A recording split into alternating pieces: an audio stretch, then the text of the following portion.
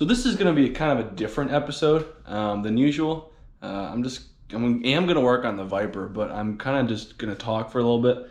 I've gotten the Viper pretty much about as show car ready as it can be. It's about as original as it can be. You know, short of just like the shortened Gen 5 shift knob or the smooth tube intakes or the K&N intake exhaust. I mean, unless you really knew, you wouldn't think anything other than this car being 100% original.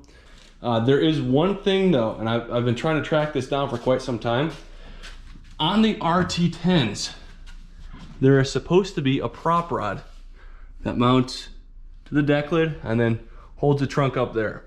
Now, when I got this car, there was a hydraulic cylinder on one side. It was a retrofitted kit, or it was just a kit someone got on the Viper store. I actually saw it on there. I didn't want to buy a new gas cylinder. Instead, I wanted to try and find the OEM prop rod, which I was able to find.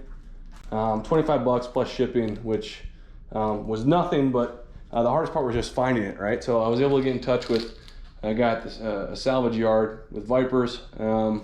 Sent me over the prop rod, 2 10mm bolts, and this plastic clip here, which luckily I still have mine in my trunk. I just looked, but I had them send me it just in case.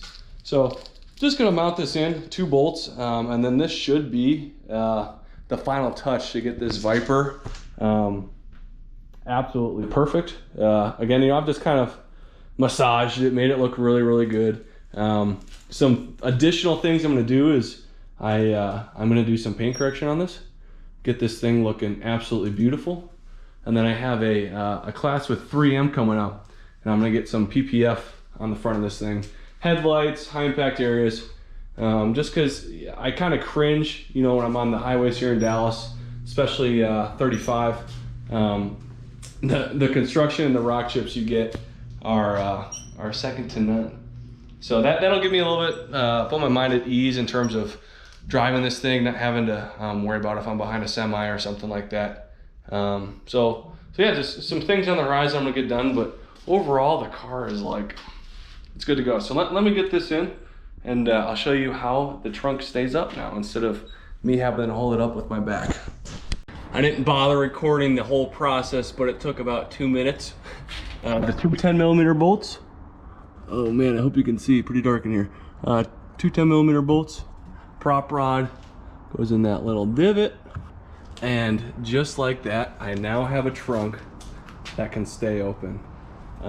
Just one of those little things, you know. I've been passively looking on the Viper websites for quite some time, trying to find one of these, and one of the like I said, one of the members on the Viper Facebook group works at a salvage yard, and I hit him up, and he got me this prop rod, cheap, quick, and fast. So that's it. I mean, the Viper is done, right? I know you say builds are never done, but I've crossed off every single thing I've wanted to do on this thing. Cap delete, cap back exhaust, smooth tubes, K&N air filter, changed out all the fluids, the shorter throw shifter. I've gotten this thing super detailed. Like I said, the paint's the last step, and like I said, they're probably about an 8 out of 10 right now. And then I hope to bring it to that 10 out of 10 with my DA polisher and my Meguiar's pads. Like I said, the only thing I've been waiting on is to get that certification to put the PPF on. And once I get the PPF on, or that certification, then I'll go ahead and do the paint and then get the PPF immediately after.